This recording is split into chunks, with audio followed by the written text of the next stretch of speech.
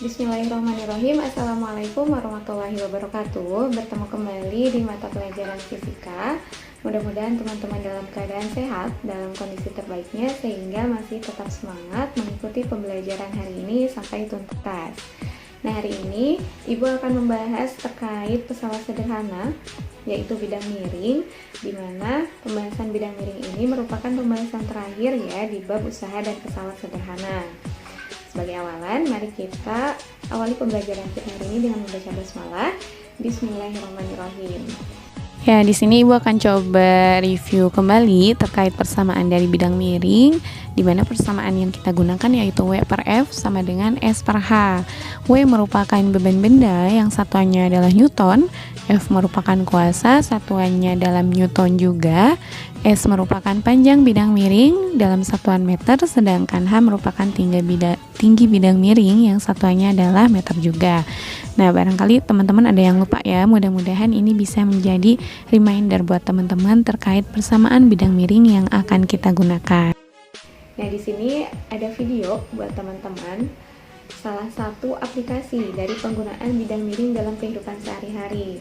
Seperti yang teman-teman lihat di video ini, ada sekelompok kawanan gajah yang akan dipindahkan menggunakan kolbak.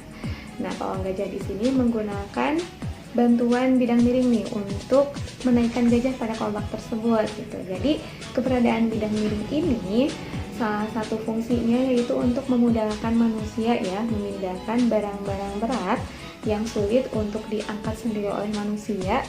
Ternyata dalam kehidupan kita sehari-hari banyak banget aplikasi bidang miring yang kita gunakan. Salah satu contohnya yaitu pisau menggunakan prinsip bidang miring. Terus selain itu teman-teman bisa mengkorelasikan nih di video ini dengan kehidupan teman-teman sehari-hari. Teman-teman pasti memiliki motor di rumahnya masing-masing kan gitu. Nah, tidak jarang untuk memindahkan motor ini gak mungkin motor bisa diangkut lewat tangga gitu karena itu terlalu boros tenaga. Makanya disiapkan salah satunya yaitu jalan miring ya. Nah, bentuknya bidang miring gitu.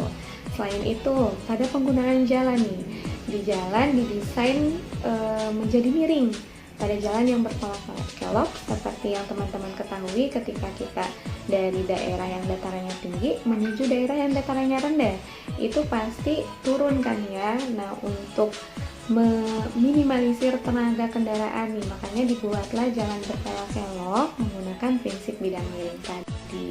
Nah, itu beberapa aplikasi yang sering kita gunakan dalam kehidupan kita sehari-hari yang menggunakan prinsip bidang miring. Tanpa berlama-lama lagi, seperti apa sih cara menghitung keuntungan mekanis pada bidang miring? Langsung aja teman-teman simak beberapa contoh soal yang udah disajikan dalam video ini. Tetap fokus ya.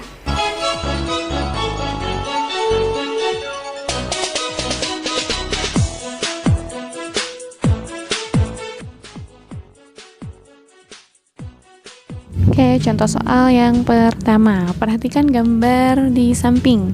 Nah, di sini ada gambar bidang miring yang memiliki panjang 3 meter, sedangkan tingginya yaitu 75 cm.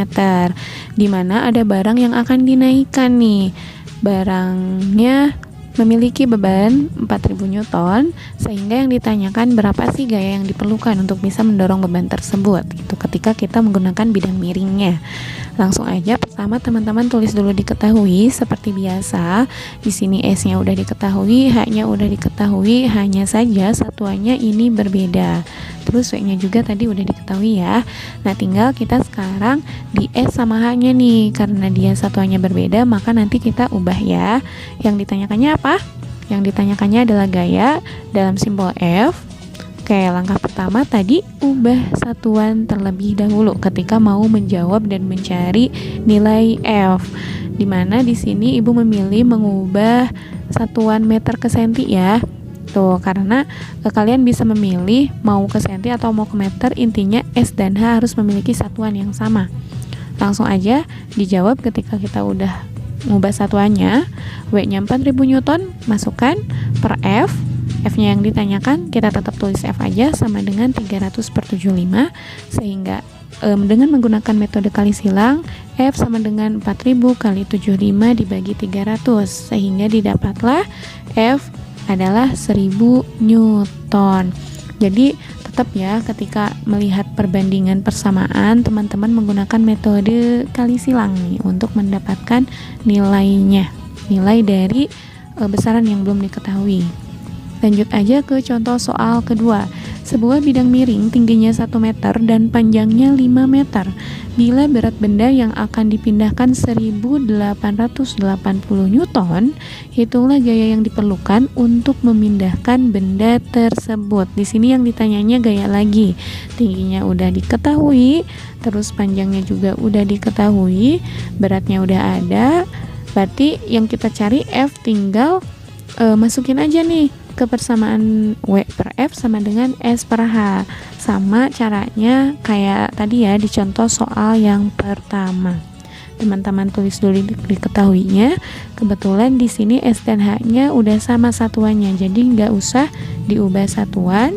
Terus tentukan yang ditanyakan di soal, yaitu gaya atau simbolnya F besar. Langsung aja jawab dengan persamaan yang udah ditentukan. Tuh, 1880 per F sama dengan 5 per 1. Dikali silang menjadi 5F sama dengan 1880 kali 1, sehingga F sama dengan 1880 bagi 5. Dihasilkanlah gayanya sebesar 376 Newton. Jadi besar gaya yang bekerja untuk melakukan usaha yang tadi adalah sebesar 376 Newton. Lanjut ke contoh soal yang ketiga.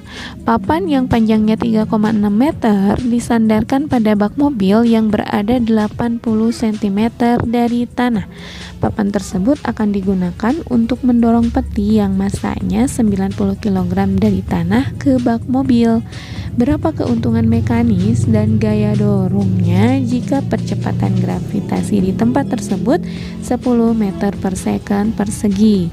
Nah, di sini yang diketahuinya yang pertama itu adalah panjang atau S, di mana S ini adalah 3,6 meter nilainya. Disandarkan pada bak mobil yang berada 80 cm dari tanah, berarti ini H ya. H-nya 80 cm.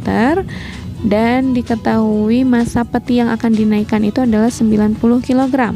Sehingga karena ini dalam massa, kita harus cari beratnya nih. Berat itu menggunakan persamaan M kali G. G-nya udah diketahui 10. Jadi 90 kali 10 adalah 900 Newton. Yang ditanyakan itu ada dua besaran ya, ada dua komponen, yaitu keuntungan mekanis dan F-nya. Oke, di sini ubah satuan karena tadi S dan H-nya satuannya berbeda, jadi Ibu memilih mengubah besaran S ke dalam satuan cm ya. Langsung cari aja keuntungan mekanis. Keuntungan mekanis yaitu W per F 360 dibagi 80, didapatlah 4,5. Nah, setelahnya kita cari F berdasarkan persamaan yang tadi ya. Sama dikali silang. Seperti itu caranya. Jadi kalau dalam perhitungan bidang miring sebenarnya sama aja ya, teman-teman menggunakan persamaan itu. Gitu. Untuk soal yang terakhir, di sini ada gambar, teman-teman bisa perhatikan. Di sini ada benda yang akan dinaikkan pada bidang miring yang memiliki jarak 15 meter dan memiliki ketinggian 2,25 meter. Diketahui massa benda tersebut 20 kg dan percepatan gravitasi di tempat tersebut adalah 10 meter per second persegi. Berapa keuntungan mekanis bidang miring tersebut? Berapa gaya yang diperlukan untuk mendorong benda tersebut? Dan berapa usaha yang dikeluarkan untuk mendorong benda tersebut? Seperti biasa, teman-teman tentukan dulu diketahuinya, di mana di sini diketahui S adalah 15 meter, H atau ketinggian adalah 2,25 meter, M atau massa 20 kg, dan percepatan gravitasi besarnya 10 meter per second persegi. Yang ditanyakan ada 3 komponen. Yang pertama keuntungan mekanis, yang kedua itu gaya atau F besar simbolnya, dan yang ketiga itu yang ditanyakan adalah usaha, yang simbolnya adalah W besar. Nah, lanjut aja kita jawab. Hanya saja untuk menjawab pertanyaan tersebut kita cari dulu nih yang keuntungan mekanisnya ya menggunakan persamaan S per H. S-nya udah diketahui, H-nya udah diketahui, tinggal masukin angkanya. Didapatlah 20/3. Lanjut. Nah, untuk menjawab yang pertanyaan kedua yaitu gaya, kita cari dulu W-nya. Dimana W ini menggunakan persamaan massa kalikan gravitasi ya. Nah, di sini udah ada W per F sama dengan S per H. Kenapa W-nya 20 kali 10? Karena massa kali gravitasi. Jadi 20 kali 10 per F sama dengan 20/3. F menggunakan kali silang ya. F 200 kalikan 3 dibagi 20 sehingga didapatkan gayanya atau kuasanya 30 Newton.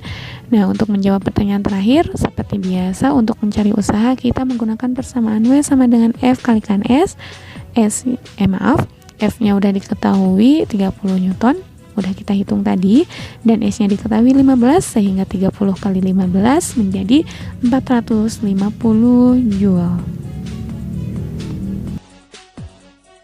Nah, itu teman-teman terkait aplikasi dan pembahasan contoh soal pada bidang miring. Seperti yang udah disampaikan di awal pertemuan kita, bahwa adanya pesawat sederhana ini prinsip utamanya yaitu untuk memudahkan usaha manusia. Mau itu tuas, katrol, bidang miring ataupun roda berporos, keberadaannya adalah untuk memudahkan manusia. Tuh. Mudah-mudahan teman-teman bisa mengaplikasikan apa yang udah kita pelajari dalam kehidupan sehari-hari, tidak menyia-nyiakan benda-benda yang ada di sekitar kita gitu, karena semuanya memiliki manfaat masing-masing. Untuk pembelajaran hari ini Ibu cukupkan sekian, dan pembahasan hari ini merupakan penutup dari pembahasan usaha dan pesawat sederhana dan merupakan materi akhir ya di semester 1 ini. Ibu tutup pertemuan hari ini dengan membaca hamdalah. Alhamdulillahirrabbilalamin. Semoga teman-teman semua dilancarkan dalam PAS nanti dan pastikan tugas-tugasnya terpenuhi semua. Wassalamualaikum warahmatullahi wabarakatuh.